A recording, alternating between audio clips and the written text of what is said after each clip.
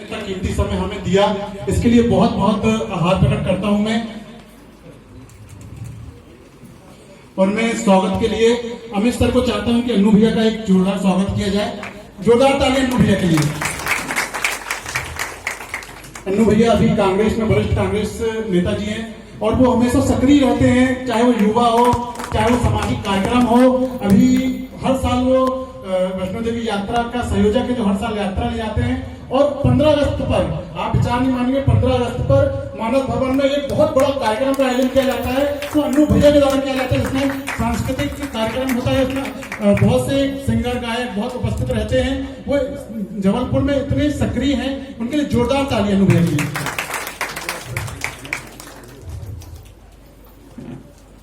इसके बाद में चाहता हूं कि हमारे यहाँ मिश्रा सर हैं, प्रकाश मिश्रा सर, वो 2 शब्द कहें। सर मैं चाहता हूं कि 2 शब्द करके आप संबोधित करें। जोरदार तालियां मिश्रा सर के लिए।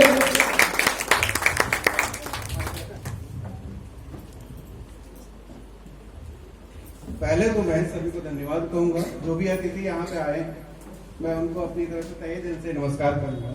और यहाँ पे उपस्थित सभी विस्तार के स्टूडेंट, उन्हें भी मैं धन्यवाद कहूंगा कि आज विस्तार फाउंडेशन में आप लोग यहाँ पे उपस्थित हुए हैं।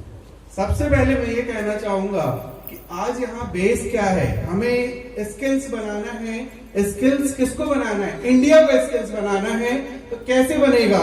जैसे सर ने कहा था कि हमें खुद को अपडेट करना है। अगर हम अपडेट हैं तो हम दूसरे को भी अपडेट कर सकते हैं। उसको करने के लिए हमें अपने आप में एक ऐसा स्किल्स लाना है जो किसी के पास ना हो, हम उसमें बेस्ट हो। जैसे मैं अभी क्लासेस क्या लेता हूं आप लोग को पता होगा, सभी टैली के नाम से क्लासेस जानते हैं, ठीक है। बट मैं क्या कहता हूं कि आप टैली वर्ड मत यूज करो, आप कहो GST and account expert. Expert अपने आप में एक बहुत ही बड़ा वर्ड है। तो मैं ये कहना चाह रहा हूं आप सभी से कि अगर मैं आपको एक्सपर्ट बनाता हूं तो आप उस लायक बनिए।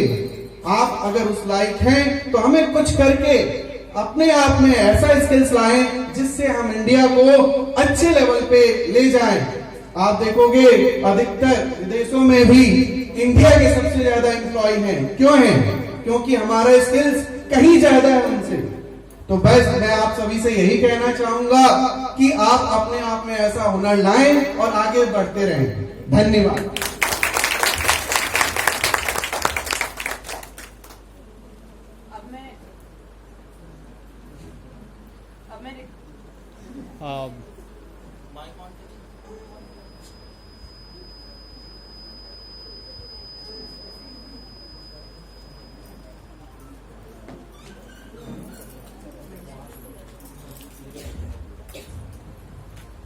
अब मैं मंच पर अन्नू भैया को 2 शब्द कहने के लिए संबोधित करना चाहता हूं। अन्नू भैया के बारे में सब परिचित है, मैं सब जानता हूं। और हो सकता है कि इस बार शहर के लिए वो एक नए विकल्प के रूप में उभर के आए और कांग्रेस से हो सकता है कि महापौर के का एक उनको पद का पद का भार मिले। इसके लिए भी बहुत बहुत शुभकामनाएं मैं अभी से उनको देना चाहता हूं। और अन्नू भैया से चाहता हूं कि अन्नू भैया शहर के विकास पर यहाँ पर एक संबोधित करें। इसके लिए अन्नू भैया के लिए जोरदार तालियां।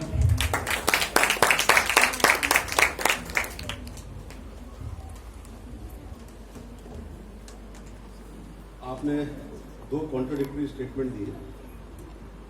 सर वो दिए नहीं, निकल गए। आपने कहा 2 शब्द बोलिए, तो मुझे ही करना चाहिए जय हिंद और बैठ करना चाहिए। फिर आपने कहा शहर के बारे में बताओ, तो शहर के इसी मजाक कर। जी बिल्कुल बिल्कुल। अगर शहर के विकास की बात करना है और शहर की बात करना है, रोजगार लाने की बात करना है, तो उसके लिए तो बहुत सारे सेमिनार्स और बहुत सारे वेबिनार्स बनेंगे जिसमें हम शहर के बारे में बात कर पाएंगे। क्योंकि हमारा शहर ये संस्कारधानी है साहब, ये ईश्वर का दिया हुआ इतना बढ़िया शहर है कि इसमें जीने को, इसमें करने को बहुत कुछ है हमारे पास। इसमें तो बहुत कुछ है, बहुत कुछ टाइम लगेगा करने के लिए। फिर भी मैं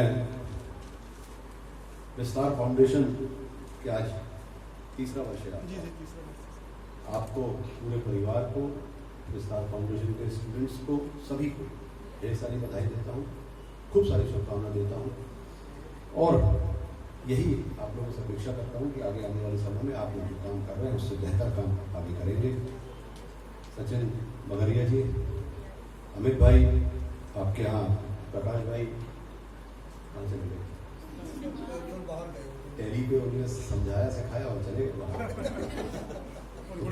प्रकाश भाई, हिमांशु जी, मेरे छोटे भाई रविंद्र गौतम जी हैं यहाँ पर और सभी मंच पर आसीन और यहाँ पर मुझसे बड़े और मेरे छोटे भाई बहन, आप सभी को मैं प्रणाम करता हूँ, नमन करता हूँ। विस्तार फाउंडेशन धीरे धीरे विस्तार की ओर है। आप लोग स्किल डेवलपमेंट के मामले में बहुत सारा काम विगत 3 वर्षों से करते आ रहे हैं। आप लोगों से कई बार इंटरेक्शन हुआ, कई बार इंटरव्यूज भी हुए आपके साथ। आप लोग ने एक बहुत सही दिशा खोली है और सबसे बड़ी बात यह है कि आपका उद्देश्य बहुत क्लियर है। मुझे हर उस व्यक्ति से प्रेम है जिसको जबलपुर संस्कारधानी से प्रेम है।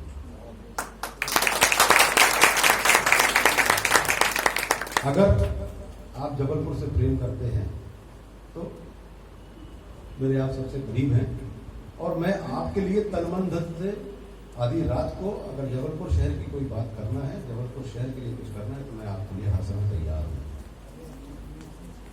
आप लोगों ने जबलपुर को कैसे डेवलप किया जाए, जबलपुर को कैसे उद्योग नगरी बनाया जाए, हम कैसा हमारा जबलपुर आत्मनिर्भर बने, इसको लेके आप लोग समय समय पर सेमिनार्स करते रहते हैं, वेबिनार्स करते रहते हैं। मुझे ऐसा लगता है कि आप लोग के अंदर जो कैपेबिलिटीज हैं उसके हिसाब से अभी काम नहीं हो पा रहा। आप लोग बहुत कॉम्पिटेंट लोग हैं, आपके अंदर वो सारी ऊर्जा है, सारी सोच है, विजन है। आप लोग इस काम को और बेहतर तरीके से कर सकते हैं। अभी आप कर रहे हैं पर इसको और बेहतर तरीके से, उसको कैसे ऑर्गेनाइज वे में हम किस तरीके से उसको वैसे सेक्टर्स में, वैसे सेक्शंस में जाएं जो एक्चुअल में विजनरी है और इम्प्लीमेंटिंग एजेंसी है, जो शहर को सोच दे सके और जो शहर को वाकई में जो सोच, अच्छी सोच है जबलपुर शहर के लिए, उसको डेवलपमेंट करके उसको परिणित कर सके, उसको कन्वर्ट कर सके, उसको इम्प्लीमेंट कर सके। ऐसे लोगों को एक और ऑर्गेनाइजेशन बनाइए। ऐसे लोगों से सतत संपर्क में आप लोग अगर रहेंगे, मुझे ऐसा लगता है कि आप लोग जो अच्छा काम कर रहे हैं वो बहुत अच्छा और बहुत बेहतर, पहले से ज्यादा अच्छा काम कर सकेंगे। रही बात जबलपुर शहर के डेवलपमेंट की, तो सिर्फ एक लाइन में कहना चाहूंगा कि हमारा शहर अभी भी इस बात का दंश झेल रहा है। हम कुछ ही लोग यहाँ पे ज्यादा उम्र के मुझे तो नहीं दिख रहे, वैसे 1980s में, 1990s के आसपास में मध्य भारत था, उसमें जबलपुर जो है सबसे बेहतर शहर होता था। यहाँ से नागपुर जाते थे तो नागपुर भी इससे पूरी स्थिति में था, हम बहुत बेहतर स्थिति में थे। हमारे यहाँ की क्लाइमेटिक कंडीशन सबसे अच्छी है। हमें जबलपुर से प्रेम क्यों होना चाहिए? हम यहाँ सिर्फ पैदा हुए, बॉर्न एंड ब्रॉट अप है, सिर्फ इसलिए नहीं। यहाँ प्रकृति का दिया हुआ, ईश्वर का दिया हुआ हमको बहुत कुछ है। हमारे पास सबसे अच्छी क्लाइमेटिक कंडीशन है। यहाँ ठंड, बारिश और गर्मी ऑप्टिमम होती है, ना कम होती है ना ज्यादा होती है। सबसे अच्छी बात है, हम सेंट्रली लोकेटेड है। अगर हम सुरक्षा की बात करें तो जबलपुर जैसा सुरक्षित शहर पूरे भारत देश में कहीं नहीं है। जो ग्रीनरी, जो तालाब, जो पहाड़, जो खूबसूरती इस शहर को मिली है वो किसी और शहर के अंदर नहीं है। हम 1990s के बाद पिछड़ कहां गए? बाकी के सारे शहर इंफ्रास्ट्रक्चर के मामले में, अधोसंरचना के मामले में काफी आगे बढ़ गए। भोपाल हमसे आगे हो गया, ग्वालियर हमसे आगे हुआ, इंदौर हमसे आगे हो गया। अब हमारा दुर्भाग्य यह है कि रीवा और छिंदवाड़ा भी हमसे आगे है। उसका सबसे बड़ा कारण यह है कि हमको यहाँ वैसा रिप्रेजेंटेटिव नहीं मिला, पॉलिटिकल थिंक टैंक नहीं मिला, हमको वैसा पॉलिटिकल विजन नहीं मिला, वैसा पॉलिटिकल व्यक्ति नहीं मिला जो भोपाल, इंदौर के नेताओं ने वहां पे काम किया। वो काम हमारे शहर में, जबलपुर में कोई करता तो हमारा शहर भी भोपाल, इंदौर से बहुत आगे होता क्योंकि हम बहुत पहले से ऑलरेडी इन सब शहरों से आगे थे। हमने समय पे यहाँ पे इंफ्रास्ट्रक्चर का डेवलपमेंट नहीं किया। हमने रोड, सड़क, जो बेसिक नीड्स हैं हमारी जो जरूरतें हैं, भौतिक जरूरतें हैं, उनको हमने पूरी नहीं करी। उसके बाद अगर हम फ्लाईओवर्स की बात करते हैं, हम अच्छे गार्डन्स की बात करते हैं, हम यहाँ अच्छे पर्यटन की बात करते हैं, या और भी ऐसी बहुत सारी चीजों की हम बात, हमारे यहाँ रिंग रोड्स हो सकती हैं, हमारे यहाँ डेवलपमेंट के मामले में तो इतना स्कोप है जिसकी स्थिति नहीं है, और बहुत आसानी से किया जा सकता है। उसमें कोई बहुत ज्यादा ताकत भी नहीं लगता हमारे पास। हम लोग, आप जिन परिवारों से आ रहे हैं, आपके परिवार, आपके माँ बाप जबरदस्त टैक्स देते हैं नगर निगम को और सारी संस्थाओं को। हम 10,000 करोड़ रुपए पिछले 15 वर्षों में नगर निगम के पास आ चुका है। 2,000 करोड़ रुपए हमने जबलपुर के लोगों ने दिया, 8,000 करोड़ रुपए सेंट्रल गवर्नमेंट और स्टेट गवर्नमेंट से आया। हम 10,000 करोड़ में शहर को कुछ नहीं दे पाए, चाहे सरकार किसी की भी हो। मैं बीजेपी कांग्रेस से ऊपर उठ के बात करना चाहता हूँ। हमने पिछले, चूंकि ये नॉन पॉलिटिकल कार्यक्रम है, इसमें कोई पॉलिटिक्स की बात नहीं है, किसने गलती की किसने की, जब वो मंच होगा तो उस मंच पे वो बात की जाएगी, सही बात जो है वो सामने लाई जाएगी। परंतु अभी मैं कहता हूं कि जो भी था पिछले 15 वर्षों में यहाँ पे किसी प्रकार का कोई काम नहीं हुआ और हम पीछे हो गए। संभावनाएं बहुत हैं। हम लोग भी अगर राजनीति में काम कर रहे हैं तो आपके जैसे लोगों की हम लोगों को आवश्यकता होती है, क्योंकि आप लोगों से हमें जमीन में क्या आवश्यकता है, जबलपुर शहर को क्या आवश्यकता है, विस्तार फाउंडेशन जैसी अच्छी संस्थाओं से हम लोगों को समझने और सीखने को मिलता है। उसको फिर क्या करना है वो हम लोग अपने हिसाब से, अगर हम लोगों को जीवन में मौका मिलता है, मैं पार्षद था तो पार्षदी के हिसाब से जो काम मुझे करना था पिछले विगत 15 वर्षों से हम लोग करते आ रहे हैं। आगे जो मौका मिलेगा उस हिसाब से, जो दायित्व मिलेगा, जो जिम्मेदारियां मिलेंगी, शहर वाले देंगे, उस हिसाब से वो काम किया जाएगा। बहरहाल 2 शब्द की जगह 200 से ज्यादा हो गए तो और बोलिए सर, बहुत बढ़िया। फिर कभी बैठेंगे, किसी सेमिनार में बैठाइएगा जी, बैठ के आराम से बात करेंगे, आप लोग जितना समय चाहेंगे। क्योंकि मैंने कहा ना, जो जबलपुर शहर संस्कारधानी से प्रेम करता है, मुझे उन लोगों से सबसे ज्यादा प्रेम है। आप जबलपुर के बारे में सोचिए, जबलपुर के बारे में करिए। कभी भी आप मुझे तन, मन और धन से जब भी चाहेंगे, विस्तार फाउंडेशन के साथ कंधे से कंधा मिला के हर समय खड़ा रहूंगा। और जबलपुर शहर की तरक्की के लिए आप जब बात करना चाहेंगे, आप मेरे साथ करने के लिए तैयार हैं। धन्यवाद।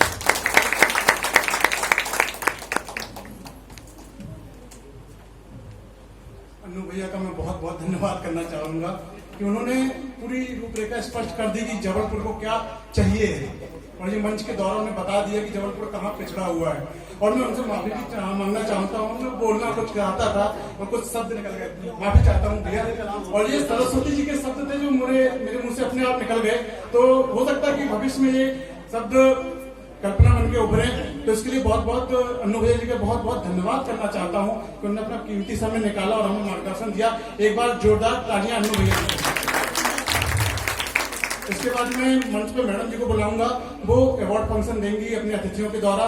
और मैं सभी अतिथियों का बहुत बहुत धन्यवाद करना चाहता हूं कि इस विस्तार मंच पे आने पर इस छोटे से संस्था में को इनने घर में पूर्ण बना दिया।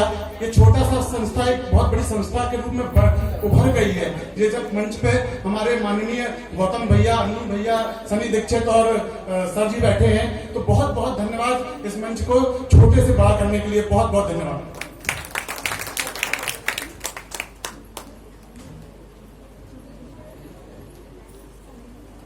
अवार्ड फंक्शन के लिए आते हैं, किसको टेली में मिलेगा, किसको इंग्लिश में मिलेगा, सबके अवार्ड्स यहाँ पर मिल रहे हैं। तो अब मैं अनु भैया से रिक्वेस्ट करूंगी कि वो best IT researcher award mister Sharad Gupta को देने के लिए जोरदार तालियों से स्वागत करें।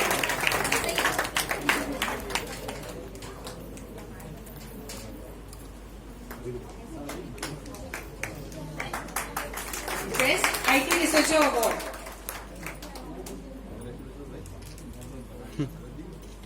बहुत तेज आईटी में रिसर्च कर रहे हैं इस समय, आने वाले फ्यूचर बहुत बड़े इंजीनियर है।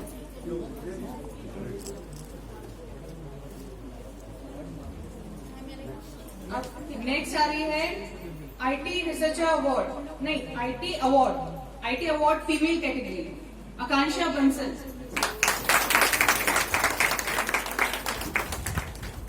तालियां रुकनी नहीं चाहिए।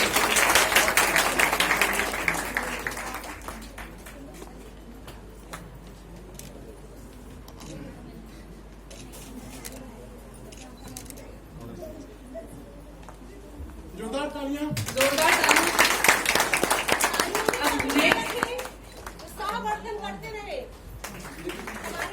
अब जोरदार तालियों से स्वागत किया जाए। नेक्स्ट स्पोकन इंग्लिश अवार्ड किसको दिया जाए? Female category Nikita Mishra. तालियों से स्वागत कीजिए आप। और वर्धन में किसी प्रकार की कमी नहीं रहना चाहिए।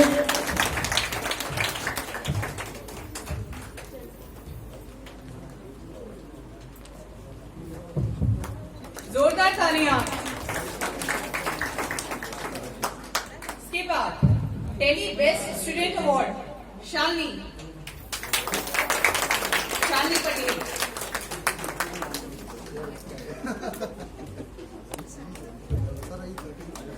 जोरदार तालियां।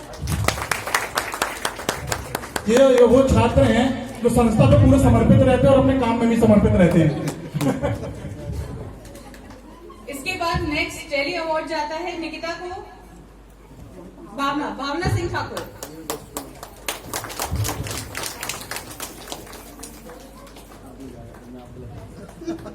जोरदार तालियां।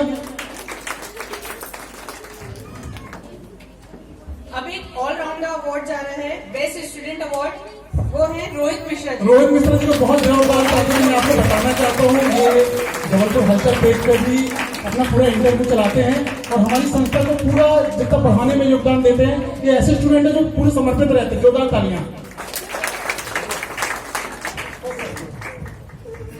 दिल्ली में और बचे हैं उपासना प्रजापति। जोरदार तालियां।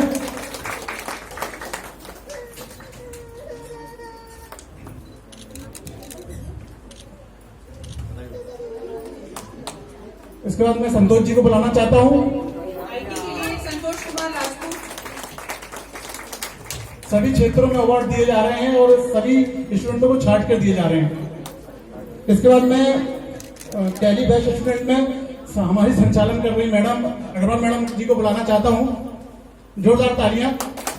हमारे यहाँ ये मैडम टीचर का भी भूमिका निभा रही है, प्लस हमारी संस्था से ही इन्होंने टैली सीखी है। जोरदार तालियां मैडम जी के लिए।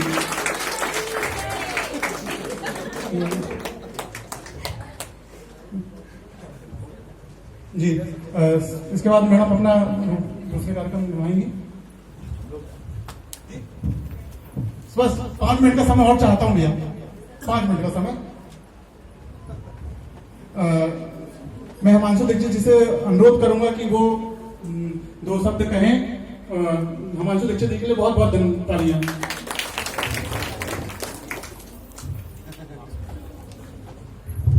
बोलो बोलो भारत माता की जय। युवा साथी बैठे हैं तो इस कार्यक्रम में बाहर तक आवाज जाना चाहिए। बोलो बोलो भारत माता की जय। नर्मदा मैया की जय।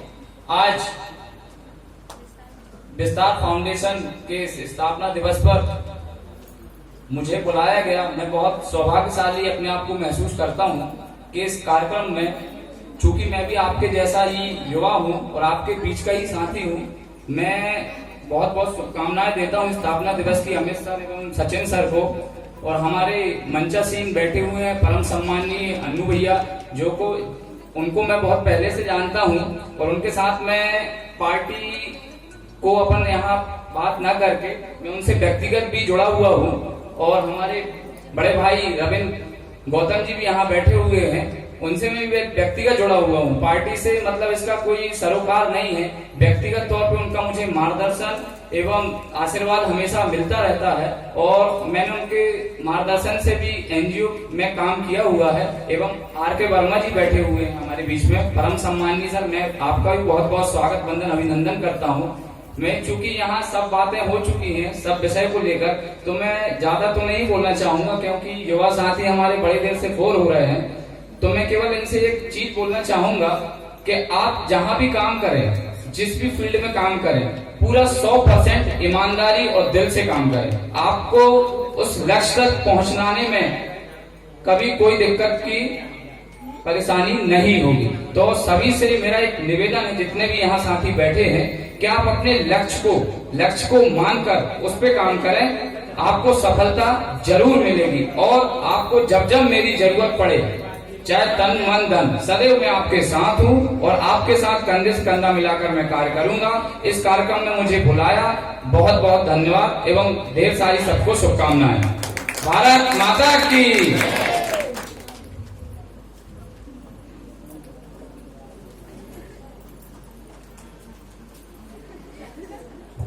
थैंक यू सर, आपके वर्ड्स के लिए थैंक यू सो मच। अब मैं पंडित श्री राजेंद्र प्रसाद मगारिया जी को बुलाना चाहूंगी इनकी एक स्पीच के लिए। ये सचिन सर के पिताजी हैं, जोरदार तालियों से इनका स्वागत कीजिए।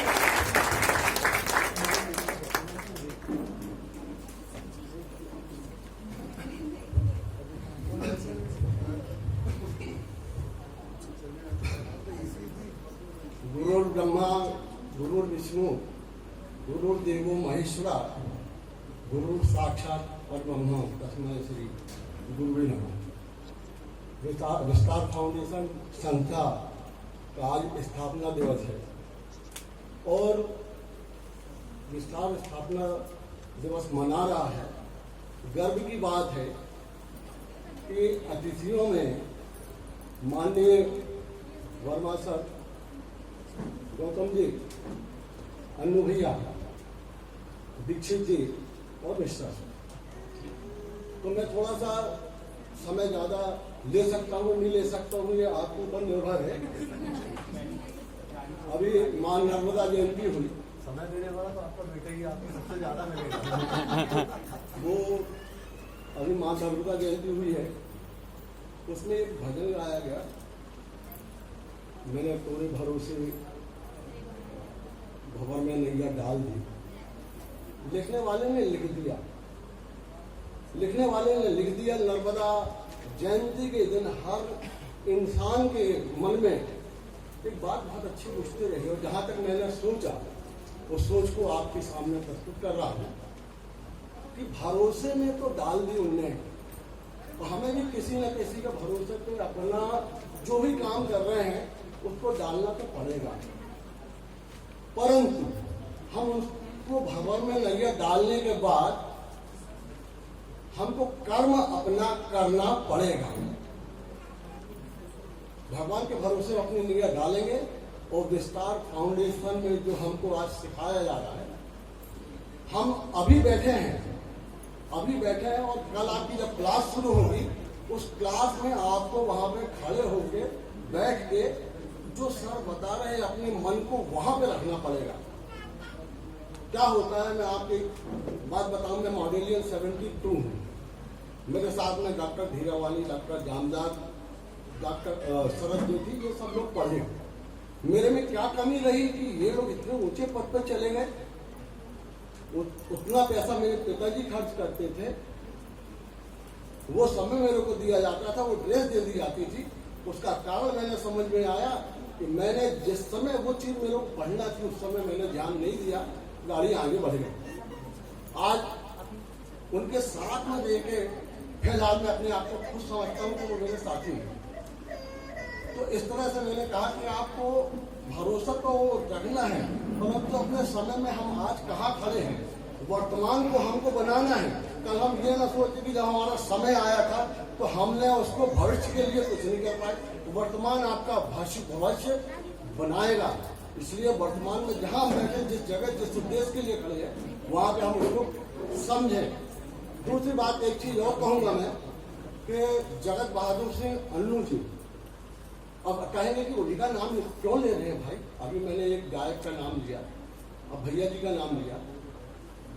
आज से 15-20 साल पहले नगर निगम में, मैं तो बहुत बड़ा पाठक हूं समाचार पत्रों का, तो विपक्ष के नेता थे या नहीं थे ये तो नहीं मालूम मेरे को, पर वास्तव में पार्षदों में जगत बहादुर सिंह अन्नू को निष्काम करने का फल क्या मिलेगा, ये शब्दों पे गौर करिए। इनका कोई ऐसा नहीं था कि मैं इसको करके मेरे को ये मिलना है या वो मिलना है, इन्होंने ये चीज नहीं देखी।